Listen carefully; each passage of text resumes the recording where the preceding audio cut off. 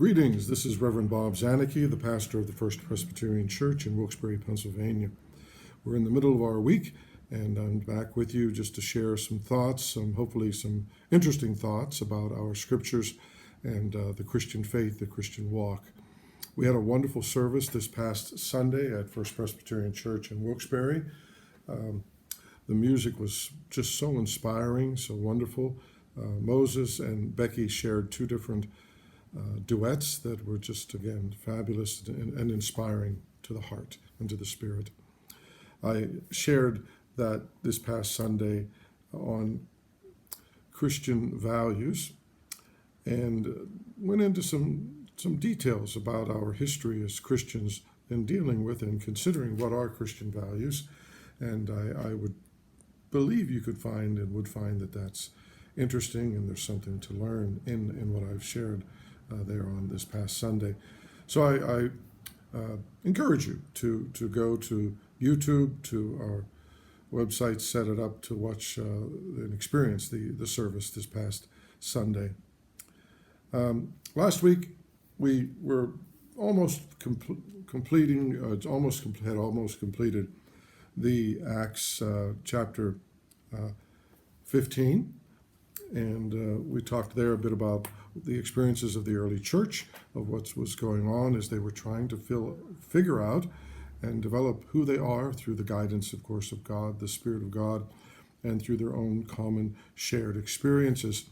So as we traveled through that early Christian history, we realized that there's is and was, at that point, an ongoing struggle with we're somewhat new. We're old, but we're new because we've been along there a long time through the Jewish tradition that had been in existence over a millennia, perhaps a couple. And also, though, the taking in the new folks, the pagans, they had their backgrounds, but trying to figure out, what do we stand for? Who are we? As they were early on developing. And again, coming from two different worlds, from the Jewish world and the Gentile world, what really helped to make this happen was the fact that there were many Jews who had been somewhat Hellenized, Greekized. They had rubbed elbows with the non-Jews throughout the Roman world, and so they had a basic understanding of what it meant to be a Roman citizen, which for them included this multiple belief in many gods and all.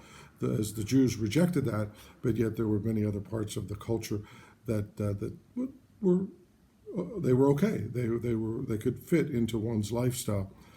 So that had so much to do with the idea of how Christianity was able to universalize and pick up the wondrous gifts of what Judaism has had and has to offer in terms of, again, this one God, this ethical God, ethical monotheism, and so on. But the struggle here early on was, how far do we go in requiring our non-Jewish new brothers and sisters, new families? How far can we go, should we go, in terms of seeing that they do adopt Jewish thinking? But Paul, again, a Hellenized Jew, diaspora Jew, Barnabas also, they were very helpful in terms of saying to the Jewish people that were not quite as well versed within the Hellenism of the day, and probably many of them just totally feared it in general, and rightfully so in many ways. So anyhow, we have this struggle going on, and the book of Acts, this early Christian history, is taking us through different anecdotes, different stories, different narratives of how they're dealing with this. So as we're getting to the end of chapter 15 and getting ready to begin chapter 16, again, the question there was, how do you come in? How are you accepted as this follower of Jesus? And that letter was sent out, as we talked about last week in chapter 15, and the Jerusalem Council said, okay, you don't need to be circumcised as non-Jews. You don't need to follow the laws of kosher, okay? And although we're going to find here today, very shortly, a little bit like, well, wait a minute, that's what I just thought Paul talking about. And something happens, though, here very, very shortly. So basically, though, as we're concluding the chapter 15, there is this pulling together. Again, I think I may have mentioned to you that the word religion itself is Latin from legate, something to that, around that pronunciation. And it means to pull together, to bind together. And if you hear the word in there, ligament, like the ligaments within our bodies that hold us together. And so religion was meant to be such that it would hold people together. And so this religion, as it's developing, is to be universal in scope for everyone. Okay. So in chapter 15, verse 36, we'll just start to read there.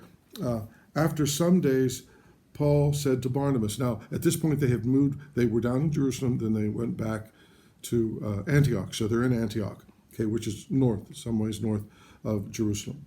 After some days, Paul said to Barnabas, "Come, let us return and visit the believers in every city where we proclaimed the word of the Lord and see how they were doing." So Paul was excited about, okay, let's get back into the mission field. Let's go back to those places that we've spoken to, that we've started some churches, some groups. And let's get back out there. We have a lot of work to do. Barnabas wanted to take with them John called Mark, but Paul decided not to take with them one who had deserted them in Pamphylia and had not accompanied them in the work. A few chapters back, we find that John Mark just kind of disappears. I mean, he doesn't stay with them. And apparently, according to Luke, as we say the author of the writing of the book of Acts, he maybe figures that John Mark has upset Paul, and Paul doesn't want to take him along. It says here, we continue, the disagreement became so sharp that they parted company, Barnabas and Paul. Remember how Barnabas introduced Paul to the group in Jerusalem, and how, and again, my hope is that they probably remained friends, but they did have some strong agreements.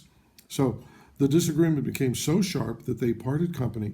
Barnabas took Mark with him and sailed over to Cyprus, okay, to continue speaking out about Jesus. Okay. But Paul chose Silas and set out, the believers commending him to the grace of the Lord. He went through Syria and Cilicia, strengthening the churches. Then we get to chapter 16. Paul went on also to Derbe and to Lystra, where there was a disciple named Timothy, the son of a Jewish woman who was a believer, but his father was a Greek. He was well spoken of by the believers in Lystra and Iconium. Paul wanted Timothy to accompany him, so Paul was really apparently very impressed with this. We understand from the writing of Timothy, 1st and 2nd Timothy. This is the same person that's being referenced. This particular person at this point was fairly young and a believer, but again, his pedigree, his background, his mother was Jewish, who had become a follower of Jesus, Jewish Christian would say, and his father was a pagan, a Gentile. Okay, so but Paul was very impressed with him and decided, I'm going to take him with me, and I'll teach him about Christ more and more, and he'll become someone to share the gospel, the good news also. So here we go, though, what I said just a couple minutes ago. Paul wanted Timothy to accompany him, and he took him and had him, Timothy, circumcised because of the Jews who were in those places, for they all knew that his father was a Greek. So here, on one level, but we could say, wait a minute, Paul was declaring no circumcision is necessary for the Gentiles, for the pagans. Why in the world would he have Timothy circumcised? Well, again, if you picked up on this, well, his mother was Jewish. Okay, so on that level, there would have been within the Jewish circles, there was no question that Timothy was Jewish, and Paul recognized this dilemma, this issue, the real concern within the community, the Jewish community, that were also then, whether Christian or not, okay? And so Paul agreed to, or wanted him to be circumcised, this young Timothy, so that he would be considered legitimate.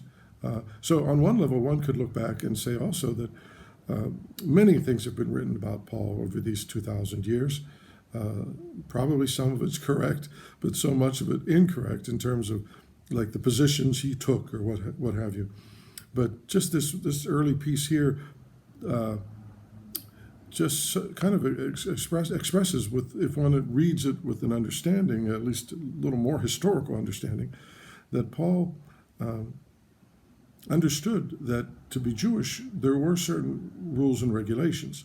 But if you were a Gentile, a pagan, some of those didn't apply. And so apparently that was the case here, okay? So as they went on from town to town, they delivered to them for observance the decisions that had been reached by the apostles and elders who were in Jerusalem, that earlier chapter. That letter that went off to Antioch, they were sharing this letter about pagans, Gentiles, don't need to be circumcised, don't need to follow the kosher laws. Okay, but there were still people that disagreed with that. Don't misunderstand that. There were many that, well, enough to make a problem. So this was going on, disagreements. Can you imagine disagreements among churches and within churches? So the churches, it does say though, so the churches were strengthened in the faith and increased in daily numbers. So I think I'll stop there, and we'll pick up for the rest of the chapter next week, because it really gets quite even. Well, I think it's interesting no matter what. But as Paul goes on, and he gets this sense that this, for him, for a word from God, that he needs to go over to Macedonia, which takes him over to Philippi, and we have the Philippians letter. And also, we're going to make note of a piece out of the Galatian letter, dealing with some of this disagreement that's going up against some of those people that are maybe being a little bit hypocritical, although some people might say, well, Paul, you are. But we can talk maybe a little more about that, or I'll discuss that and share that with you next week. Again, the Bible is filled with so much wonderful truth, but also very human in the sense of what's going on, people's lives, what they're experiencing, what they've been taught, what they're trying to learn, what they're trying to relearn, all these different facets of being human. So, my friends, I trust you'll continue. Hope your week is going well. If you're able, please, I hope you can come to church on Sunday if you're open to that, or to experience it on live streaming or through the video. And think about some friends that you know that perhaps don't go to church at all, or don't really have a connection. Why don't you encourage them to check us out, to listen, to watch the services, perhaps even the meditation here, but just to let them see what is going on with us, and perhaps they'll find some comfort, some inspiration, some joy. So God bless you, my friends. I hope to see you soon, and I hope we'll all be, I don't know, in the next few months sometime, we're all going to be able to get together and celebrate. God bless.